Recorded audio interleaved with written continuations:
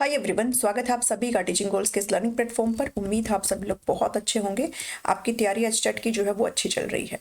तो यहाँ पर प्रैक्टिस सीरीज जैसे कि मैंने आपकी चलाई हुई है, इसके अंदर जो आज आपकी क्लास रहने वाली है उसमें हम क्वेश्चंस डिस्कस करेंगे इंग्लिश पेडागोजी की। ठीक है, बिकॉज पेडागोजी आपका अब की बार नया जो है एक तरीके से काउंट हुआ है। अगर आपने सिर्फ एचटेट दिया, अगर आपने अदर कोई सब्जेक्ट अदर कोई पेपर नहीं दिया जैसे रीट वगैरह सीटेट वगैरह, तो फिर पेडागोजी आपके लिए न्यू है यहाँ पर।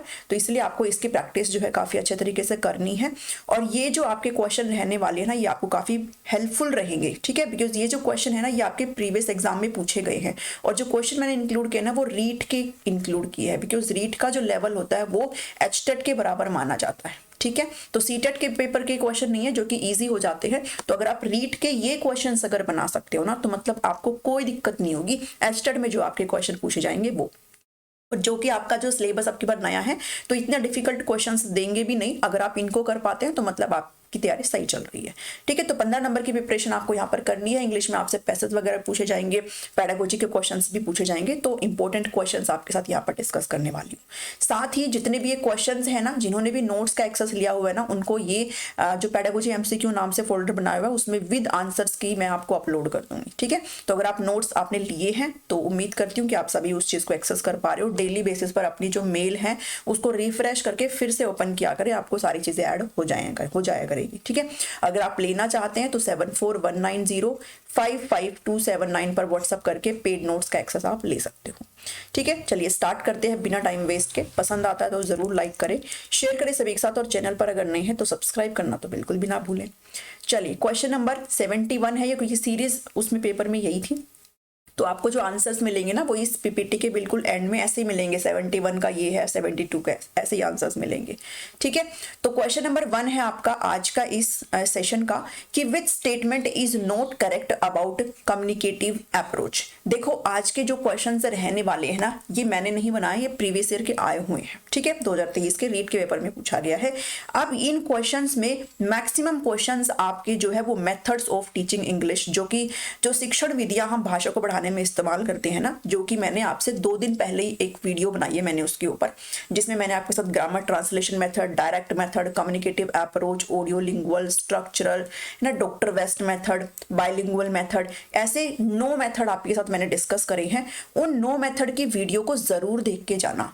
वो 9 मेथड बिल्कुल आपके लिए मतलब ऐसे हो सकता है, अगर आपने उसको छोड़ दिया ना तो मतलब आप दुखी हो जाओगे पेपर में। ठीक है, तो उस वीडियो को जरूर आपने देख के जाना है। वो वीडियो अगर किसी ने देख लिया और फिर आप अगर इसको देखते हो ना, तो आज के सारे क्वेश्चन आप बना देंगे। तो सबसे पहले तो आप उसको देख लेना। उस वीडियो का लिंक आपको इस वीडियो के एंड स्क्रीन में भी लगा दूंगी, और ऑल्सो प्लेलिस्ट में सब चीजें एडेड है, और प्लेलिस्ट का लिंक वीडियो के डिस्क्रिप्शन में रहता है। और ढूंढना चाहो तो कुछ भी मिल सकता है, प्लेलिस्ट आपको चैनल पर मिल जाएंगे, उसमें आप जाकर के आराम से देख लेना। ठीक है, तो भाई कम्युनिकेटिव अप्रोच आपको सबसे पहले पता होना चाहिए क्या होती है। ये एक ऐसी अप्रोच होती है भाषा सिखाने की जो फोकस करती है कि आप अगर भाषा सीख रहे हो तो आप उसमें बोलने में पारंगत होनी चाहिए। ठीक है, बोलने में आपकी फ्लुएंसी हो। अगर मैं यहाँ पर इंग्लिश की बात करी तो मतलब मैं किस भाषा की बात कर रही हूँ, मैं यहाँ पर इंग्लिश लैंग्वेज की बात कर रही हूँ। ठीक है, क्योंकि आप यहाँ पर क्या पढ़ रहे हो, आप यहाँ पर इंग्लिश लैंग्वेज पढ़ रहे हो। तो इंग्लिश में मतलब आप कम्युनिकेशन कर पाए। ठीक है, कम्युनिकेटिव का मतलब ये होता है। तो इसमें 4 आपको ऑप्शन दिए हैं, और इसमें आपको जो इसके अकॉर्डिंग सही नहीं है, नॉट करेक्ट बताना है। सबसे पहला ऑप्शन कहता है it is practical in use. क्या ये प्रैक्टिकल में मतलब आप प्रैक्टिकली इसको यूज कर सकते हो, या फिर ये सिचुएशनल है, परिस्थिति के अकॉर्डिंग है, सार्थक है, मीनिंगफुल है और सेल्फ रिवार्डिंग है, या फिर इट डेवलप्स स्पीच एबिलिटी, बोलने में आपको क्षमता प्रोवाइड करती है। देखो, इसको ना हिंदी को इंग्लिश को हिंदी में ट्रांसलेट करने की कोशिश मत करना, बिकॉज आपसे क्वेश्चन बाइलिंगुअल नहीं पूछा जाएगा। इंग्लिश का आपकी भाषा है तो इंग्लिश में ही क्वेश्चन पूछे जाएंगे। इसलिए आज मैंने बिल्कुल भी ट्रांसलेशन नहीं करी है। जहां पर जरूरत मुझे महसूस हुई वहां पर मैंने करी है। तो स्पीच में एबिलिटी बनाता है, या फिर ये टीचर सेंटर्ड अप्रोच है। तो बात यहाँ पर कम्युनिकेशन की हो रही है, मतलब आप बोल पाए, तो मतलब आप प्रैक्टिकली तो कर ही रहे हो सारी चीजों को, है ना, भाषा को प्रैक्टिकली इस्तेमाल कर रहे हो।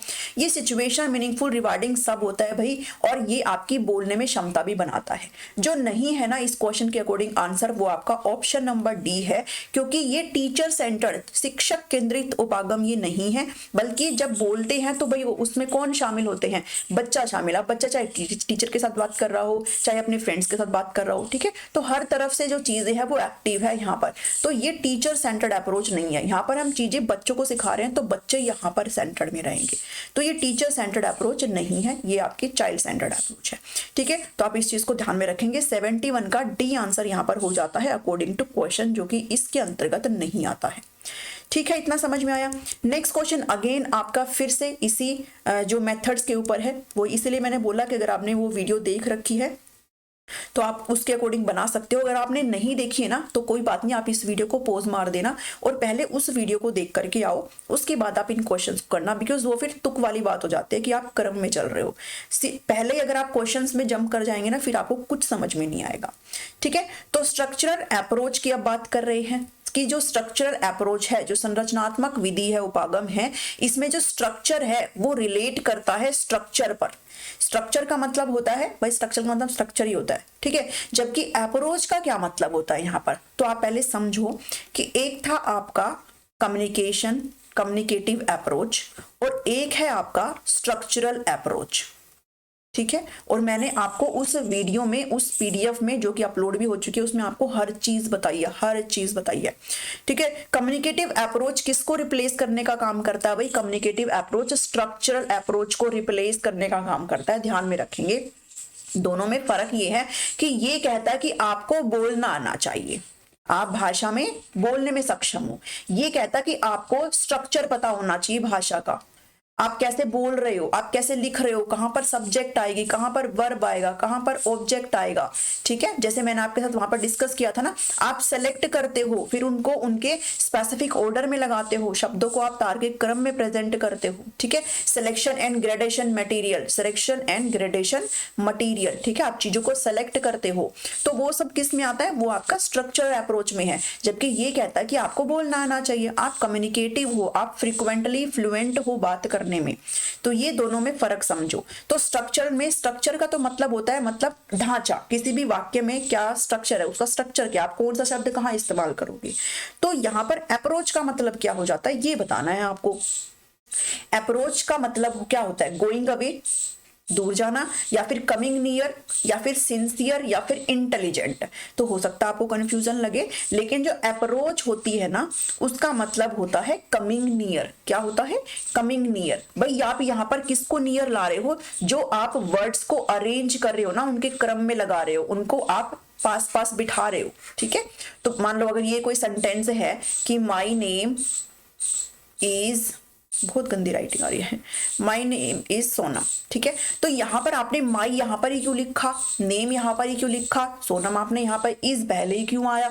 तो ये सब क्या है आपका स्ट्रक्चरल अप्रोच की, कि आपको पता है आपको कहाँ पर क्या चीजें लगानी है, ठीक है। और ये जितने भी शब्द है आप उनको आपस में एक साथ इकट्ठे लगा रहे हो। तो यहाँ पर अप्रोच का मतलब क्या हो जाता है?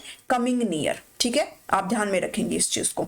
ऐसा क्वेश्चन जो आपको डिफिकल्ट लगता हो ना, या आपको लगता हो भाई ये जरूरी है, तो मैंने आपके साथ हमेशा से शेयर करती हूँ, आप एक ऐसी नोटबुक बना के रखो जो आप एग्जाम से जस्ट पहले रिवाइज करके हो जाएंगे। तो इस क्वेश्चन को अगर आपको डिफिकल्ट लगता है तो इस क्वेश्चन को उठा के वहां पर लिख लो, ठीक है। ऐसा कोई भी क्वेश्चन जो आपको लगता है वहां पर उठा करके लिख लो, फिर आपको दिक्कत नहीं होगी, ठीक है। एक्सप्लेनेशन जहां पर मुझे जरूरत है वहां पर मैंने चिपकाई है हमेशा की तरह, जो कि मेरी आदत है। तो यहाँ पर जहां पे भी नेसेसरी होगा मैं जरूर लगा दूंगी। 73 की तरफ चलते हैं। Teaching which is needed for the students who are in general backward in studies and fail in one subject. ऐसा शिक्षण जो विद्यार्थियों के लिए जरूरी है, उनके लिए नीडेड है, जिनका पढ़ाई में थोड़ा वो बैकवर्ड है, मतलब थोड़ा पीछे जा रहे हैं और कहीं ना कहीं जो सब्जेक्ट है उसमें फेल भी हो गए हैं, तो उनके लिए कौन से टीचिंग की जरूरत है? उनके लिए रिमीडियल टीचिंग की जरूरत है, उनके लिए एडवांस टीचिंग की जरूरत है, उनके लिए क्लासरूम टीचिंग की जरूरत है, या फिर उनके लिए किसी भी चीज की जरूरत नहीं है? तो इसको तो भूल ही जाओ, इसको तो देखना ही मत। अब आप ए, बी और सी में जाओगे तो हमेशा ध्यान में रखना, एक हम बात करते हैं डायग्नोस्टिक टीचिंग की, डायग्नोस्टिक, और एक हम बात करते हैं रिमीडियल टीचिंग की, ठीक है। रिमीडियल टीचिंग, डायग्नोस्टिक का मतलब होता है, इसको हिंदी में बोलते हैं निदानात्मक, निदानात्मक डायग्नोस्टिक, ठीक है। निदानात्मक परीक्षण इसको हम बोलते हैं। और रिमीडियल का मतलब होता है उपचारात्मक, उपचारात्मक, क्योंकि ये आपसे लिखा गया और यहाँ से एक क्वेश्चन जरूर आएगा जो कि आपका पेडागोजी में दोनों ही उसमें भाषाओं में इंक्लूडेड है। तो डायग्नोस्टिक का मतलब होता है जहां पर आप बच्चे की लर्निंग गैप को आइडेंटिफाई कर पा रहे हो। लर्निंग गैप यानी कि सीखने में कहाँ दिक्कत आ रही है बच्चे की, उसे आप अगर पता लगा पा रहे हो तो वो आप मतलब क्या कर लिया, आपने डायग्नोज कर लिया, उसकी जो गैप है उसको डायग्नोज कर लिया। और अगर आपको कमियों का पता चल गया है तो फिर आप क्या कर सकते हो, बच्चे को आप उपचारात्मक शिक्षण प्रोवाइड करेंगे, बच्चे को आप रिमीडियल टीचिंग प्रोवाइड करेंगे। किसके लिए, इस लर्निंग गैप को फिल करने के लिए, कि जहां बच्चे पिछड़ रहे हैं उस चीज को सुधार करने के लिए, उस चीज को पूरा करने के लिए आप क्या करेंगे, उसको अपनी शिक्षण विधियों के माध्यम से पढ़ाएंगे। दोनों चीजें समझ में आ गई यहाँ पर। तो अब बताओ यहाँ पर कौन सा ऑप्शन करेक्ट होगा। मैं इसको प्रीमियर लगा दूंगी, ठीक है, तो क्या आपके लिए लाइव चलेगा, तो फिर आप अपने आंसर्स वहां पर डाल सकते हो। तो इसमें आप एडवांस तो कैसे ही कर दोगे भाई, बच्चा पहले ही पिछड़ रहा है तो आप एडवांस कैसे कर दोगे, है ना। आप एडवांस तो नहीं कर सकते हो क्योंकि वो ऑलरेडी पिछड़ा हुआ है ना, तो आप एडवांस नहीं कर सकते हो। क्लासरूम टीचिंग नहीं, बल्कि आप यहाँ पर क्या करेंगे, रिमीडियल टीचिंग करेंगे। ठीक है, आपने बच्चे की लर्निंग गैप को आइडेंटिफाई तो कर ही लिया है, अब आप क्या करेंगे, उपचारात्मक शिक्षण बच्चे को प्रोवाइड करेंगे। रिमीडियल टीचिंग यहाँ पर आपका बिल्कुल करेक्ट आंसर है। ठीक है, 73 समझ में आया। नेक्स्ट चलते हैं 74 क्वेश्चन पर।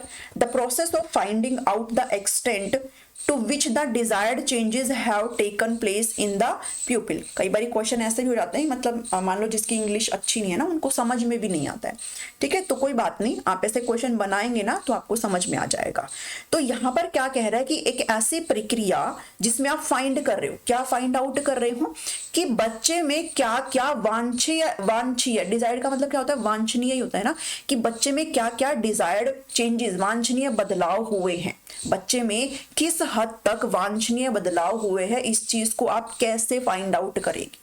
भाई बदलाव मतलब बच्चे में लर्निंग हुई है ना, लर्निंग हुई है तभी तो बदलाव हुआ है। तो बेसिकली सिंपल भाषा में बात करें तो यहाँ पर बच्चे की लर्निंग पूछी गई है कि बच्चे में जो लर्निंग हुई है, जो बिहेवियरल चेंज उसमें हुए हैं, जो डिजायर्ड चेंजेस हुए हैं, उसको आप किस प्रक्रिया के थ्रू फाइंड आउट करेंगे।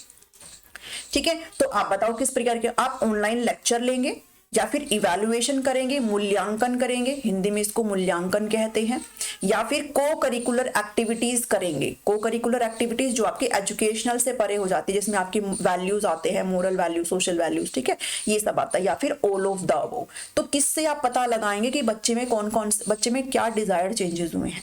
तो भाई बहुत सिंपल सी है ये चीजें। बी ऑप्शन आपका बिल्कुल करेक्ट है, इवैल्यूएशन यानी कि मूल्यांकन। मूल्यांकन वो होता है जो ये बताता है कि बच्चे ने किस हद तक लर्निंग करी है, बच्चे के अंदर अब क्या क्या चेंजेस आए हैं। बच्चे का एक तरीके से जजमेंटल होता है वो सारी चीजें, कि बच्चे ने किस हद तक चीजें पढ़ी हैं, कितनी लर्निंग कर ली है। ठीक है, तो वो मूल्यांकन होता है, इवैल्यूएशन होता है। ठीक है, तो 74 का बी ऑप्शन यहाँ पर बिल्कुल करेक्ट हो जाएगा। समझ में आ रहा है आपको। नेक्स्ट चलते हैं 75, an important part of any evaluation, फिर से मूल्यांकन का क्वेश्चन है, in which the teacher should prepare a record sheet for each student indicating the different skills to be tested is. अब हो सकता है फिर से कुछ कोई समझ में ना आए, लेकिन कोई बात नहीं, 2-3 बार ना आप रीडिंग मार के देखा करो, समझ में आ जाएगा। ठीक है, तो इवैल्यूएशन यानी कि मूल्यांकन का एक ऐसा इंपॉर्टेंट पार्ट है, एक ऐसा महत्वपूर्ण हिस्सा है जिसमें टीचर क्या करता है, टीचर प्रिपेयर करता है। ठीक है, क्या करता है, एक रिकॉर्ड शीट को प्रिपेयर करता है बच्चे से रिलेटेड, जहां पर उसकी चीजें मेंशन होती है। फॉर ईच स्टूडेंट, हर स्टूडेंट, हर विद्यार्थी के लिए, हर स्टूडेंट के लिए, जिसमें उसके डिफरेंट स्किल्स को जो है टेस्टेड किया गया है, यानी कि उसके जो विभिन्न प्रकार के कौशल है ना, उनको टेस्ट किया गया है। तो मतलब एक ऐसे रिकॉर्ड बनाया है टीचर ने जिसमें हर बच्चे के स्किल से रिलेटेड जो है डाटा है। तो ये आपका क्या है, इसमें से रिकॉर्ड कीपिंग है, नोटिस बुक है, क्लास टीचर डायरी है, या फिर मंथली अटेंडेंस है। तो भाई नाम से ही आपको दिख रहा है, आप इसको आराम से कर सकते हो। देखो नोटिस बुक में कोई भी बच्चे से रिलेटेड डाटा नहीं होता। नोटिस में सबको पता है भाई, नोटिस वगैरह जो है वो सर्कुलेट होते हैं। ठीक है, तो नोटिस तो नहीं होएगा, क्लास टीचर डायरी भी नहीं होगी, और उसके बाद मंथली अटेंडेंस तो होगी ही होगी। क्यों, यहाँ पर जो आंसर आएगा वो रिकॉर्ड कीपिंग आएगा। ठीक है, जो रिकॉर्ड रखते हैं भाई, हम हर बच्चे से रिलेटेड किसी भी चीज का रिकॉर्ड करते हैं ना, वो रिकॉर्ड कीपिंग। तो ये आपका इसका करेक्ट आंसर हो जाएगा 75 का ए। ठीक है, तो क्वेश्चन को ना ध्यान से पढ़ेंगे ना तो हो जाती है सारी चीजें। अब देखो यहाँ पर मैंने थोड़ी सी चीजें आपके लिए इंक्लूड करी है, अगर आपको नहीं दिक्कत हो रही है तो, मतलब दिक्कत हो रही है तो इसको आप पढ़ते रहना। हिंदी में भी लिखा है जिस बच्चे की, इंग्लिश में थोड़ी सी उसको समस्या है, बाकी इंग्लिश को इंग्लिश में देखेंगे और हिंदी को हिंदी में ही पढ़ना है। Record keeping is the act of preparing a record sheet for each student indicating the different skills to be tested. Keeping of record in the school is of great. देखो हर बच्चे का जो रिकॉर्ड होता है ना, हर बच्चे से रिलेटेड जो कुछ भी चीजें होती है ना भाई, उसको रिकॉर्ड करने का काम। आपने वो सारे रिकॉर्ड पढ़े हैं ना, उनका डिफरेंस आपको पता होगा। पोर्टफोलियो क्या होता है, एनेक्डोटल रिकॉर्ड क्या होता है, क्यूमुलेटिव क्या होता है। मैंने बहुत अच्छे तरीके से आपको ये चीजें एक्सप्लेन करी है जब हमने इवैल्यूएशन करा था। अगर आपने नहीं देखी ना तो आप इवैल्यूएशन वाला टॉपिक जरूर देखो, उसमें उन तीनों चीजों को बहुत ही अच्छे तरीके से मैंने आपको एक्सप्लेन किया है। तो वो सब क्या है, वो सब आपके रिकॉर्ड ही तो है। तो बच्चे से रिलेटेड जो रिकॉर्ड है वो स्कूल में आपके रखे जाते हैं, ठीक है।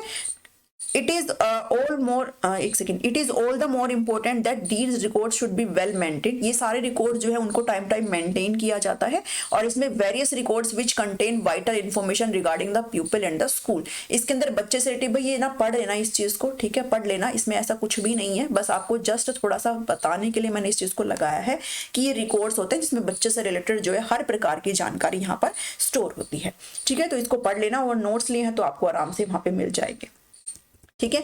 चलिए 76 क्वेश्चन क्या कहता है, which one is not a type of digital portfolio. ठीक है, डिजिटल पोर्टफोलियो, पोर्टफोलियो के हिंदी में पोर्टफोलियो ही कहते हैं।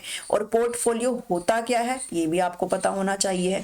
तो इसमें से ये आपका डिजिटल पोर्टफोलियो, डिजिटल पोर्टफोलियो मतलब इलेक्ट्रॉनिक पोर्टफोलियो भी आप कह सकते हो, इलेक्ट्रॉनिक ई पोर्टफोलियो भी आप इसको कह सकते हो, ठीक है, वो सेम चीज है। मतलब क्या है, मतलब ये है कि आपका ये पेपर में कुछ, पेपर में स्टोर नहीं है ये, मतलब इलेक्ट्रॉनिकली आपका किसी भी गैजेट में ये सारी चीजें स्टोर है, ठीक है। तो आप इसको डिजिटल पोर्टफोलियो, तो इसमें से कौन सा टाइप नहीं है डिजिटल पोर्टफोलियो का तो कौन सा नहीं है भाई, डेवलपमेंटल नहीं है, या फिर रिफ्लेक्टिव नहीं है, रिप्रेजेंटेशनल नहीं, या फिर ऑक्यूपेशनल नहीं है।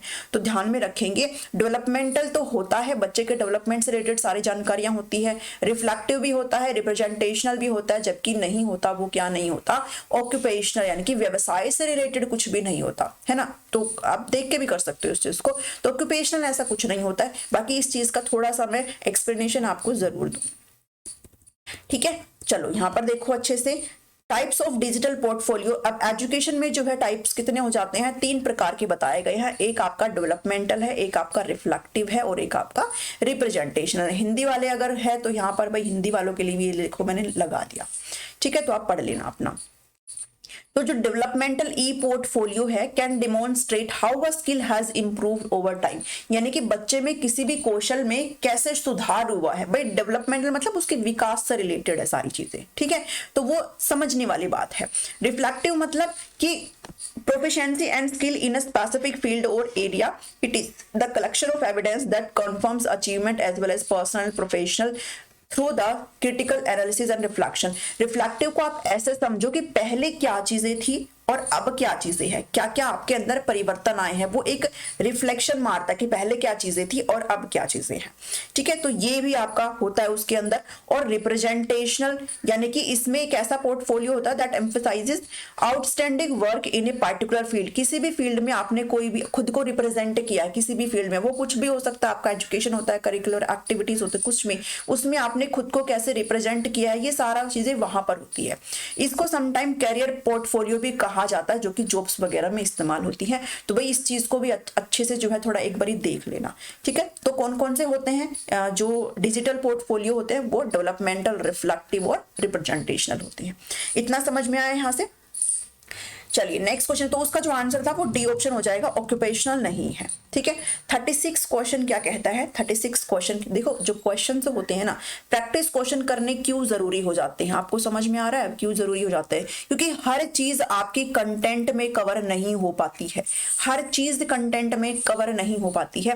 क्वेश्चंस करने पर आपको उस चीज से रिलेटेड पता चलता है कि इसमें ये भी चीजें हो सकती है, ये भी चीजें हो सकती है, ठीक है। तो ब्रॉड लेवल पर आपकी चीजें तभी कवर होती है जब आप कंटेंट के साथ साथ क्वेश्चन करते हो, ठीक है। चलो, learning is made stable and everlasting. Learning जो है आपकी स्थायी हो गई, और ओवरलास्टिंग मतलब चिरस्थायी, मतलब ओवरलास्टिंग होगी, मतलब काफी बढ़िया तरीके से हो गई, आप इसको लेके चलो, ठीक है। अधिगम जो है आपकी स्थायी हो चुकी है, इज ए मेरिट ऑफ, ये किसका गुण है, बाइलिंगुअल मेथड का गुण है या फिर स्ट्रक्चरल अप्रोच का गुण है, डायरेक्ट मेथड का आपका गुण है या फिर कम्युनिकेटिव का गुण है। तो बताओ भाई किसका गुण है, 36 का क्या आ जाएगा।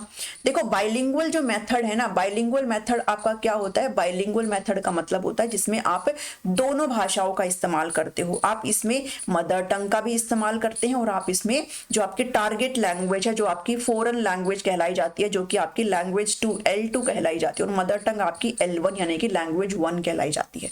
तो इसमें आप दोनों भाषाओं का इस्तेमाल करते हो बाइलिंगुअल मेथड, ठीक है। यानी कि जो बाइलिंगुअल मेथड है वो कॉम्बिनेशन है ग्रामर ट्रांसलेशन मेथड GTM का और डायरेक्ट मेथड का, ठीक है। थोड़ा सा मैं रिवीजन भी करा देती हूँ। ग्रामर ट्रांसलेशन मेथड में हम मदर टंग से पढ़ाते हैं और डायरेक्ट मेथड में हम सिर्फ और सिर्फ टारगेट लैंग्वेज यानी कि इंग्लिश से ही पढ़ाते हैं, ठीक है। इसमें हम जो आपकी क्षेत्रीय भाषा है, जो आपकी मातृभाषा है, उसमें पढ़ाते हैं, मतलब आप कन्वर्ट कर दो। अगर आप इंग्लिश पढ़ा रहे हो तो मतलब आप इंग्लिश को आपकी मातृभाषा में कन्वर्ट करके पढ़ाया जाएगा, ठीक है।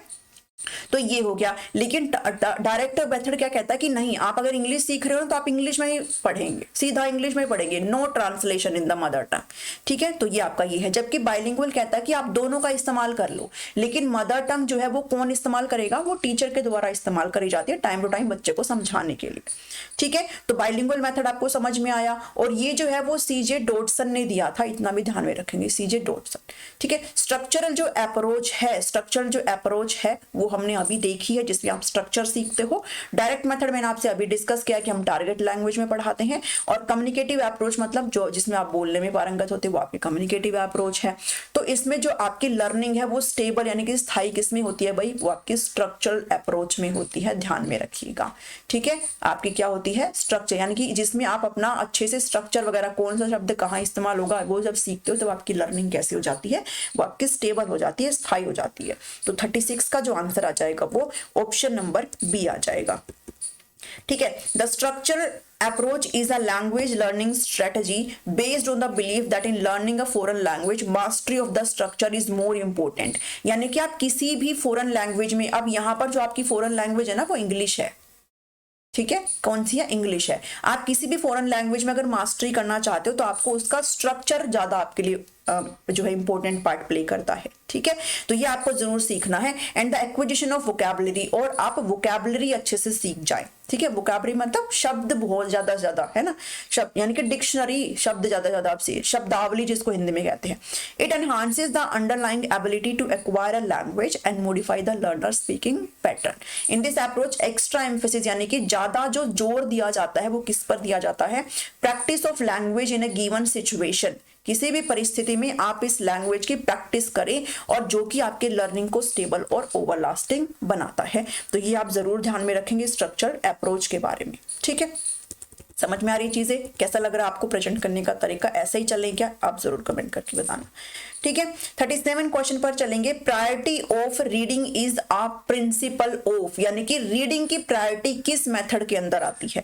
मैंने ये भी बहुत अच्छे तरीके से आपको करवाया था कि प्रायोरिटी ऑफ रीडिंग आपकी किस मेथड के अंदर आती है, मतलब कौन सा मेथड आपका पढ़ने पर ध्यान देता है, रीडिंग पर ध्यान देता है। भाई 4 स्किल होते हैं ना, लिसनिंग, स्पीकिंग, रीडिंग और राइटिंग।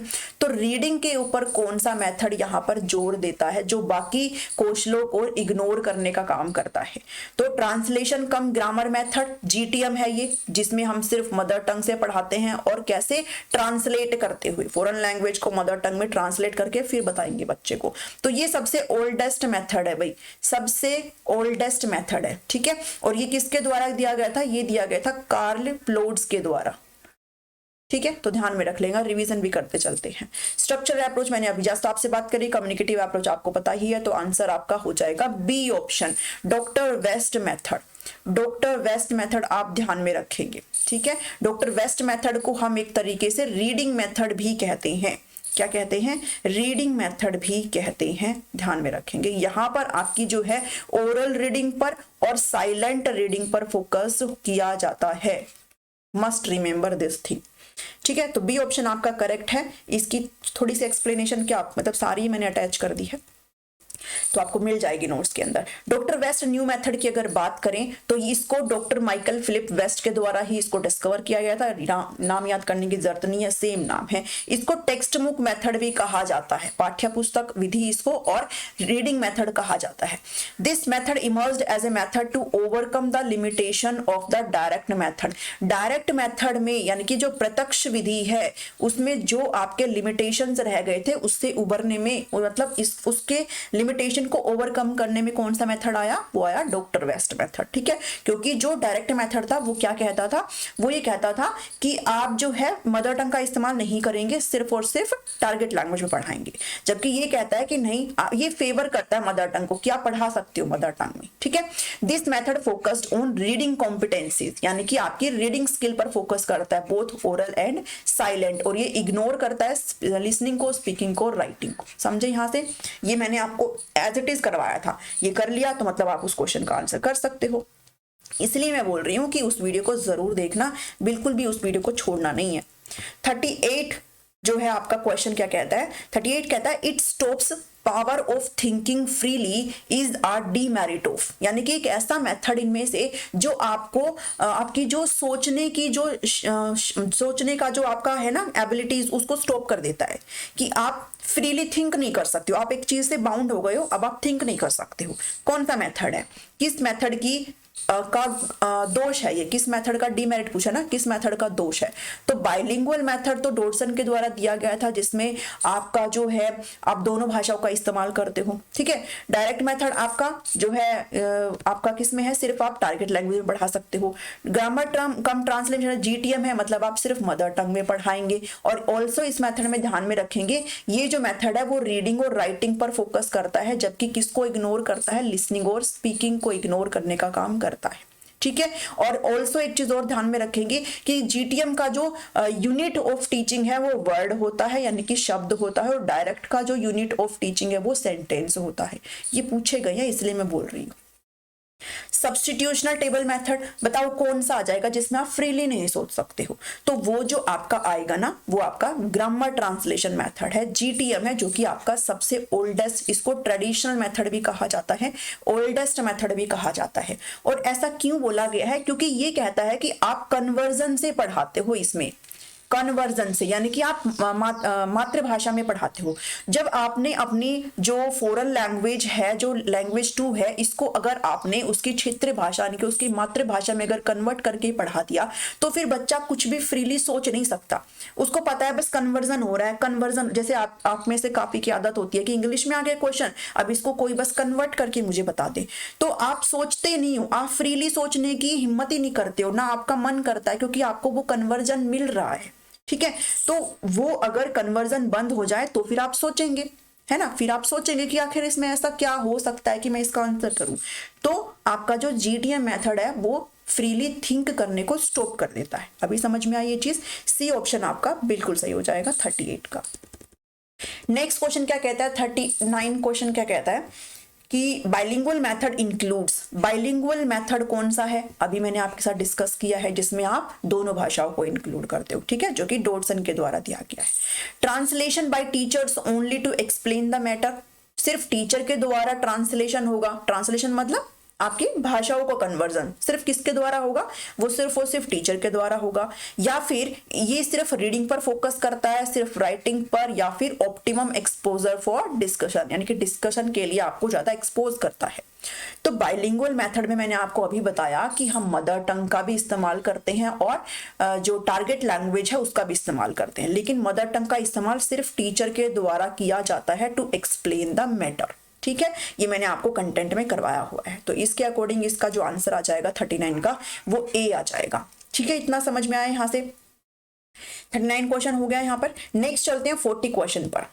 40 क्वेश्चन क्या कहते हैं? बहुत ही बेसिक सा सवाल है, और ये सवाल बारंबार पूछा गया है। बहुत ही बेसिक सा सवाल है जो कि दोनों भाषाओं में पूछा जाता है। रिसेप्टिव स्किल कंप्राइज इन चारों में से भाई एक होता है लिसनिंग, एक होता है स्पीकिंग, एक होता है रीडिंग, और एक होता है राइटिंग। जिसमें लिसनिंग को बोलते हैं सुनना, जिसको सू लिख सकते हो। स्पीकिंग होता है बोलना, बो, राइटिंग रीडिंग होता है पढ़ना और राइटिंग होता है लिखना। तो आप इसको इसी क्रम में याद रखेंगे, ध्यान रखना क्रम आपका यही रहेगा, LSRW, LWRS नहीं कर सकते हो, LSRW ही क्रम रहेगा। तो इसमें यह कहा गया है कि रिसेप्टिव स्किल, हिंदी में बोले तो ग्रहणात्मक कौशल कौन से होते हैं, जिसमें आप कुछ रिसीव कर रहे हो, आप दे नहीं रहे हो, रिसीव कर रहे हो। तो ध्यान में रखिएगा जो आपकी लिसनिंग और जो रीडिंग स्किल है, यानी कि सुनना और पढ़ना, भाई सुनते हो तो कुछ ग्रहण करते हो, पढ़ते हो तो कुछ ग्रहण करते हो, ये आपके रिसेप्टिव स्किल कहे जाते हैं। जबकि जो स्पीकिंग और जो राइटिंग है ये आपके प्रोडक्टिव स्किल कहे जाते हैं, यानी कि उत्पादनात्मक, ठीक है, उत्पादनात्मक कौशल कहे जाते हैं। और इसको आप एक्सप्रेसिव स्किल भी बोलते हो, यानी कि आप खुद को एक्सप्रेस करते हो, बोल रही हूं मैं, एक्सप्रेस कर रही हूं, लिख रही हूं मैं, एक्सप्रेस कर रही हूं, ठीक है। इसके अलावा जो लिसनिंग और स्पीकिंग यानी कि सुनना और बोलना है वो आपके प्राइमरी स्किल कहे जाते हैं, यानी कि प्राथमिक कौशल माने जाते हैं, ठीक है। और पढ़ना और लिखना जो है वो आपके सेकेंडरी स्किल कहे जाते हैं, यानी कि गौण कौशल कहे जाते हैं। समझ में आए, इतनी चीजें ध्यान में रखिएगा। तो अब बताओ कौन सी होगी रिसेप्टिव, लिसनिंग और रीडिंग, लिसनिंग और रीडिंग, फर्स्ट ऑप्शन ए जो है आपका करेक्ट आंसर है, ठीक है। 40 का ए। तो बेसिक सा सवाल है लेकिन पूछा जाता है, तो इग्नोर मत करना भाई, बेसिक सवालों को भी इग्नोर नहीं करना, हर चीज को आप इंक्लूड करेंगे। मैं कंप्लीट आपको पेडागोजी यूट्यूब पर करवा चुकी हूँ, ठीक है। 41 जो है वो writing is more complicated skill because of, जो लिखना है और भी ज्यादा जटिल कौशल हो जाता है, जटिल प्रक्रिया हो जाती है, किसकी वजह से, इट्स वैरायटी ऑफ फील्ड्स, या फिर इसके लास्ट पोजीशन इट्स इंक्लूजन, क्योंकि अदर सब्जेक्ट इंक्लूडेड हो जाते हैं, या फिर graphic representation and presentation of structured thought. तो इसमें कुछ भी नहीं है, ये सब फालतू की चीजें लिखी हुई हैं। डी ऑप्शन यहाँ पर करेक्ट है। देखो लिखना मतलब आपको शब्द वगैरह मिलते हैं, है ना भाई, अब कौन सा शब्द कहाँ पर लगाया जाएगा वो सारी चीजें यहाँ पर मैटर करती है। आप लिख भी रहे हो तो उसमें मीनिंग भी होना चाहिए है, ऐसा नहीं है कि आप कुछ भी लिख रहे हो, ठीक है, कि सामने वालों को समझ में ही ना आए। तो वो क्या है आपका ग्राफिक रिप्रेजेंटेशन, और जो आपके थॉट है, मतलब जो आप शब्द इस्तेमाल कर रहे हो, जो वर्ड इस्तेमाल कर रहे हो, उसको आप कैसे प्रेजेंट कर रहे हो, ठीक है। तो ये आपका क्या बनाती है, कॉम्प्लिकेटेड बनाती है। तो 41 का डी है। इसको तो कुछ करने की भी जरूरत नहीं थी, थोड़ा सा बस दिमाग लगाना है, कुछ क्वेश्चन ऐसे होते हैं बस थोड़ा सा दिमाग लगाओ वो हो जाते हैं, ठीक है। 42 क्वेश्चन देखो, लैंग्वेज गेम्स हेल्प, ठीक है, भाषा खेल किसमें मदद करता है, भाई जब भाषा सिखाते हो तो खेल खेल में, तो कौन से उसमें वो कैसे मदद करता है, to improve speech, to build structure, to build vocabulary, या फिर टू लर्न ग्रामर। आपके बोलने में मदद करता है, जो भाषा आधारित खेल होते हैं, आपके स्ट्रक्चर को बनाते हैं, या फिर आपकी जो शब्दावली है, जो वोकैबुलरी है, यानी कि आप ज्यादा ज्यादा शब्द सीख पाते हो, ठीक है, उसको बनाता है, या फिर आपके ग्रामर को बढ़िया कर देता है। तो जो लैंग्वेज गेम्स होते हैं ना भाई, जैसे मान लो आपने देखा होगा ना वो जो ऐसे होते हैं जिसमें आपको शब्द अरेंज करके दे देते हैं, ठीक है, फिर उसमें बीच में ऐसे गैप मार देंगे, बताओ इसमें क्या आएगा। तो अगर आपकी वोकैबुलरी अगर अच्छी है तो आप इसको फिल कर सकते हो। तो आपका क्या इसमें बढ़िया होती है, वोकैबुलरी बिल्डअप होती है, ठीक है। तो सी ऑप्शन यहाँ पर आपका सही हो जाएगा। 42 में सी ऑप्शन आपका हो जाएगा। इसमें थोड़ा सा पढ़ते हुए चलना कि एग्जाम्पल्स जो लैंग्वेज गेम्स के है वो क्या है, क्रॉसवर्ड पजल, ठीक है, रिडल्स है, ठीक है, ये सब सारी चीजें आप इसमें देखेंगे। क्रॉसवर्ड पजल है, यानी कि रिडल्स मतलब पहेलियां, ठीक है। आप पहेली में पूछते हो कि एक ऐसी क्या चीज है जिसका ये है उसका वो है, ऐसे पहेलियां होती है ना। तो ये पहेलियां किसको किस में हेल्प करती है, आपकी भाषा को बनाने में, आपकी भाषा के जो वोकैबुलरी जो शब्दावली है उसको बनाने में हेल्प करती है, ठीक है। और क्रॉसवर्ड पजल मैंने आपको बताया ही है, जिसमें आपको वो जैसे ऐसे नहीं दे देते, ऐसे क्रॉसिंग में डाल देते हैं, है ना, ऐसे क्रॉसिंग में, ऐसे इसमें फिर लेटर डाल देते हैं, फिर बताते हैं बताओ कौन, फिर वो शब्द ऐसे कई बार ऐसे बनता है, वो शब्द कई बार वो शब्द ऐसे बनता है। अभी ध्यान में आ रहा है मैं क्या कहने की कोशिश कर रही हूँ, वो कई बार ऐसे शब्द। तो ये क्या बनाता है, ये आपकी वोकैबुलरी को बढ़िया करता है, ठीक है। तो आप ये पढ़ लेना सारी चीजें, वही चीजें जो मैंने अभी आपको जस्ट बताई है, ठीक है। चलो नेक्स्ट क्वेश्चन है, assessment of broad learning behavioural outcome is a feature of, आंकलन से रिलेटेड है, जो कि आपका पेडागोजी में भी आता है, बट इसको आपको अलग से पढ़ने की जरूरत नहीं है। ये सारी चीजें आप सीडीपी में पढ़ के आए हो, तो आप इसको भी आराम से कर सकते हो, ठीक है। आपकी जो है व्यापक अधिगम जो परिणाम है, व्यापक, अधिगम, व्यवहारिक जो परिणाम है उसके आंकलन की क्या जो फीचर है वो क्या है। देखो व्यापक का मतलब इसमें क्या आ जाता है भाई, आपकी जो सीसी पढ़ा है ना आपने, कॉन्टिन्यूअस एंड कॉम्प्रिहेंसिव इवैल्यूएशन, यानी कि सत और व्यापक मूल्यांकन। यहाँ पर ब्रॉड आ गया मतलब व्यापकता आ गई, और इसमें आपकी करिकुलर एक्टिविटीज भी आ जाती है और आपकी को करिकुलर एक्टिविटीज भी आ जाती है, यानी कि आपकी एजुकेशनल चीजों को भी इवैल्यूएट किया जाएगा और आपकी जो अदर चीजें हैं उनको भी इवैल्यूएट करने का काम किया जाएगा। तो ये असेसमेंट किसका फीचर है भाई, सीसी का फीचर है, इसमें तो कुछ सोचने वाली चीज थी नहीं। ठीक है, पीयर इवैल्यूएशन क्या होता है भाई, साथी मूल्यांकन। पीयर इवैल्यूएशन का मतलब होता है जब बच्चे आपस में ही एक दूसरे का इवैल्यूएशन कर ले, ठीक है, आपस में एक दूसरे का चेकअप कर ले। चेकअप मतलब ऐसे बीमार चेकअप नहीं, मतलब अपनी कॉपियों वगैरह में देख ले भाई एक दूसरे का ही, लेकिन वो टीचर से का कुछ उसमें होता है कि भाई ऐसे करना है। ठीक है, फॉर्मेटिव असेसमेंट और समेटिव असेसमेंट मोस्ट इंपॉर्टेंट चीजें हैं। एफए बोला जाता है इसको एसए बोला जाता है।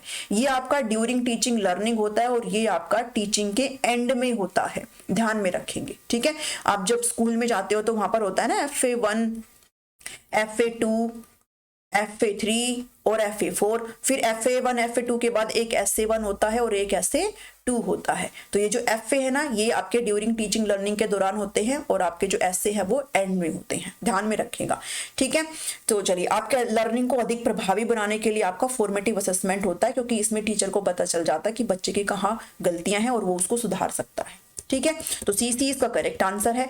Which one is not a characteristics of peer, देखो आ ही गया पीयर इवैल्यूएशन का, ये कौन सी कैरेक्टरिस्टिक्स नहीं है पीयर इवैल्यूएशन की। पीयर इवैल्यूएशन वो होता है जिसमें बच्चे जो है दूसरे का ही जो है कॉपीज वगैरह चेक करते हैं बेटी, है ना, तो ये ध्यान में रखिएगा। लेकिन टीचर के का एक क्राइटेरिया सेट होता है उसमें। ठीक है, तो इफेक्टिव मॉनिटरिंग होती है, मतलब निगरानी वगैरह होती है।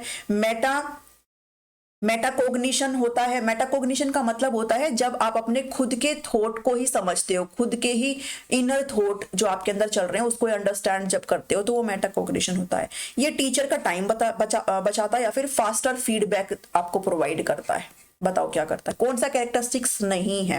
तो देखो मेटाकोग्निशन है, यहाँ पर खुद के ही थॉट्स को हम समझते हैं। टीचर का टाइम तो बच ही रहा है क्योंकि बच्चे आपस में लगे हुए हैं, और फास्टर फीडबैक भी प्रोवाइड करने का काम करता है। लेकिन यहाँ पर क्या नहीं होता है, इफेक्टिव मॉनिटरिंग नहीं होता है। ठीक है, ध्यान में रखेंगे, बढ़िया तरीके से निगरानी नहीं हो पाती है यहाँ पर। तो ए ऑप्शन यहाँ पर बिल्कुल ही करेक्ट है 44 का। नेक्स्ट क्वेश्चन है 45 क्वेश्चन है, cloze test evaluation was described by. Cloze test मूल्यांकन, जो परीक्षण मूल्यांकन है वो किसके द्वारा दिया गया था। तो इसमें फैक्चुअल चीजें हैं, ये WL टेलर के द्वारा दिया गया था। ठीक है, और होता क्या है वो आपको अभी बता देती हूँ मैं। क्लोज टेस्ट क्या होता है, देखो यहाँ पर आपको दिखाई दे पा रहा है। क्लोज टेस्ट एक ऐसा टेस्ट होता है जिसमें, जैसे आपको ये दिख रहा है ना यहाँ पर कि देखो यहाँ पर क्या कुछ सेंटेंसेस लिखे हुए हैं, लेकिन बीच बीच में ना वर्ड्स को गायब करा हुआ है, बीच बीच में वर्ड्स को गायब करा हुआ है यहाँ पर। तो यहाँ पर बच्चा जो है अब उसके अंदर कितनी शब्दों की समझ है, कितना उसको भाषा अच्छे से आती है, वो बच्चे के ऊपर डिपेंड करता है। तो बच्चा अपनी समझ लगा करके इन गैप्स को, इन फिल इन द ब्लैंक्स को भरता है। ये क्या है, ये आपकी क्लोज टेस्ट कहलाती है। ठीक है, जिसमें क्लोज टेस्ट में क्या होता है, student are asked to supply words that have been removed और डिलीटेड फ्रॉम अ पैसेज। कोई भी पैसेज बच्चे को दे दिया जाता है और उसमें से जो शब्द डिलीट करे गए ना उनमें उनको भरने का काम बच्चे के द्वारा करवाया जाता है। अब ये बच्चे की एबिलिटी है टू कंप्रीहेंड टेस्ट की उसको समझे। इन डूइंग सो ही और she will use linguistic knowledge, अपनी भाषा आधारित ज्ञान को वो उसमें इस्तेमाल करेगा, टेक्सचुअल नॉलेज को इस्तेमाल करेगा, वर्ड क्लोज टेस्ट की नॉलेज को इस्तेमाल करेगा जिसको टेलर के द्वारा इंट्रोड्यूस किया गया था। ठीक है, तो क्लोज टेस्ट आप ध्यान में रखेंगे, W टेलर के द्वारा इसे बनाया गया था। ठीक है, चलिए अब एक क्वेश्चन और है यहाँ पर। एक क्वेश्चन क्या इसी के अंदर इंक्लूडेड है, ये which language skills are receptive. ये तो आ गया है ना भाई, सॉरी फिर से रिपीट हो गया ये। Which language skills are receptive, तो मैंने अभी जस्ट बताया है लिसनिंग और रीडिंग। ठीक है, सुनना और पढ़ना आपका रिसेप्टिव होता है, लिसनिंग स्पीकिंग, ये रहा लिसनिंग और रीडिंग सेकेंड। ठीक है, चलो क्वेश्चन नंबर 1 हो गया। नेक्स्ट क्वेश्चन है क्वेश्चन नंबर 2, अब देखो ये क्वेश्चन नंबर 2 वैसे नहीं है, ऊपर से तो बहुत सारे क्वेश्चन आ चुके हैं, ठीक है। Grammar translation method stress on, GTM method किस पर फोकस करता है, जिसमें हम सिर्फ मदर टंग में पढ़ाते हैं, यानी कि कन्वर्जन करके पढ़ाते हैं, ठीक है। आप भाषा को अपनी मदर टंग में कन्वर्ट करते हुए बच्चे को समझाते हो। सबसे पुराना, सबसे क्लासिकल, सबसे ओल्डेस्ट मेथड है ग्रामर ट्रांसलेशन मेथड, ठीक है। तो ये किस पर फोकस करता है भाई, फ्लुएंसी पर फोकस करता है, एप्रोप्रिएटनेस पर फोकस करता है, एक्यूरेसी पर करता है, या फिर लिसनिंग स्किल पर करता है। तो ध्यान में रखेंगे ये जो मेथड होता है ना, ये आपका रीडिंग और राइटिंग पर फोकस करता है, जबकि ये इग्नोर करता है लिसनिंग को, सुनने को और बोलने को, ठीक है। तो इस मेथड से आपकी जो लिखने की और पढ़ने की जो चीज है ना भाषा को, वो बढ़िया हो जाएगी, लेकिन आपका सुनना और जो बोलना है ना वो बिल्कुल ही यहाँ पर आपका बिगड़ सकता है, यानी कि आपकी प्रोनाउंसिएशन यहाँ पर बिगड़ सकती है, ठीक है। तो यहाँ पर जो है एक्यूरेसी आ जाएगा आपका आंसर। ये किस पर फोकस करता है, एक्यूरेसी पर, ठीक है। ध्यान में रखेंगे एक्यूरेसी पर ये फोकस करता है। समझ में आया। नेक्स्ट क्वेश्चन पर चलते हैं। क्वेश्चन नंबर 3 है, विच children can best learn a language when they have. एक बच्चा एक भाषा को बढ़िया तरीके से तभी सीख सकता है जब उसके पास क्या हो, उसके पास एक अच्छी पाठ्य पुस्तक हो, उसके पास एक अच्छा भाषा में प्रोफिशिएंट टीचर हो, जिस टीचर की जो भाषा पर पकड़ है वो बढ़िया हो, इनहिबिशन या फिर मोटिवेशन। तो हमेशा ध्यान में रखेंगे बच्चा भाषा तभी अच्छे तरीके से सीख सकता है जब उसका जो टीचर है वो प्रोफिशिएंट हो लैंग्वेज में, है ना। ये चीजें नॉर्मल सी चीज है ना, ये तो आपको पता ही है। तो सेकेंड आपका बिल्कुल करेक्ट हो जाएगा। नेक्स्ट क्वेश्चन है, study of meaning in a language is known as. बहुत ही इंपॉर्टेंट चीज, स्टडी ऑफ मीनिंग, भाषा में जो मीनिंग है, मतलब जो भी आप शब्द वगैरह इस्तेमाल कर रहे हो, जो फ्रेज आप इस्तेमाल कर रहे हो, उसका मीनिंग की स्टडी करना क्या कहलाया जाता है।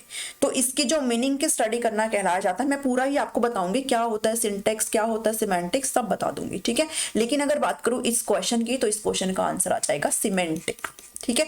तो बी ऑप्शन है, लेकिन अभी समझेंगे सारी चीजों को बिकॉज ये पेडागोजी में आता है, ठीक है। यहां पर ध्यान दो, देखो ये कह रहा है कि स्टडी, देखो लिंग्विस्टिक आपको समझना है, जो आपके ऑप्शन में थे ना वो सारी चीजें किसके अंतर्गत आते हैं, लिंग्विस्टिक के अंतर्गत आते हैं, यानी कि भाषा का साइंटिफिक स्टडी लिंग्विस्टिक कहलाता है, ठीक है। वैज्ञानिक जो स्टडी है वो भाषा की, वो लिंग्विस्टिक कहलाता है। और इसके अंदर क्या आता है आपका, इट इंक्लूड्स आपके भाषा के फॉर्म को स्टडी करना, मीनिंग को स्टडी करना और लैंग्वेज के कंटेक्स्ट, ठीक है, किस संदर्भ में आप भाषा का इस्तेमाल कर रहे हो उसको स्टडी करना, यानी कि आपके phonetics, phonology, morphology, syntax, semantics, pragmatics, ये सब किसका हिस्सा है भाई, ये लिंग्विस्टिक का, यानी कि ये सबसे बड़ी चीज है, इसके अंदर आती है सारी चीजें, ठीक है। अब बात करते हैं सिमेंटिक्स क्या होता है। सिमेंटिक्स होता है study of meaning of language, किसी भाषा में जो आप लिख रहे हो, जो आप वर्ड इस्तेमाल कर रहे हो, जो आप फ्रेज, जो सेंटेंस इस्तेमाल कर रहे हो, उसका मीनिंग क्या है, वो क्या सही मीनिंग दे रहा है,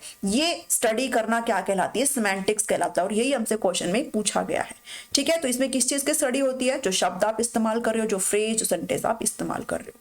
समझ में आया। मोर्फोलॉजी का क्या मतलब होता है, it is defined as the scientific study of internal structure of word, यानी कि शब्दों के इंटरनल स्ट्रक्चर को स्टडी करने का काम मोर्फोलॉजी। और सिंटेक्स पूछा गया है, जो कि आपका ढांचा बताता है भाई कहां पर कौन सा शब्द आपका अप्लाई होगा, ठीक है। किसी भी वाक्य का जो ढांचा होता है, कहां पर कर्ता आता है, कहां पर क्रिया आती है, वो सभी सिंटेक्स का पार्ट हो जाता है, ठीक है। अभी समझ में आई चीजें, तो आंसर हो जाएगा आपका सिमेंटिक्स हो जाएगा, ठीक है। डन, क्वेश्चंस आपके खत्म हो गए हैं। ये हमने काफी सारे क्वेश्चंस करे हैं और यहाँ पर आपको मिल जाती है आपकी आंसर शीट, ठीक है। तो आप इसको चेक करिएगा। तो अगर आपको ये सेशन अच्छा लगा है तो इसको भाई जरूर लाइक करके जाइएगा, थम्स अप करिएगा, शेयर करें अपने सभी फ्रेंड्स के साथ, बहुत ही कम दिन बचे हैं। और कमेंट करके जरूर बताइएगा आपको ये सेशन कैसा लगा। चैनल पर नए हैं तो सब्सक्राइब तो बिल्कुल कर लीजिएगा। टीचिंग कोर्स को सब्सक्राइब करना बिल्कुल फ्री होता है, 1 रुपया भी नहीं लगता, ठीक है। चलो मिलते हैं नेक्स्ट वीडियो में। सभी प्लेलिस्ट का लिंक वीडियो का डिस्क्रिप्शन में रहता है। नोट्स लेना चाहते हो तो आप ले सकते हो, ठीक है। आपको नंबर हर जगह मिल जाएगा। मिलती हूँ नेक्स्ट वीडियो में। Thank you, thanks for watching me.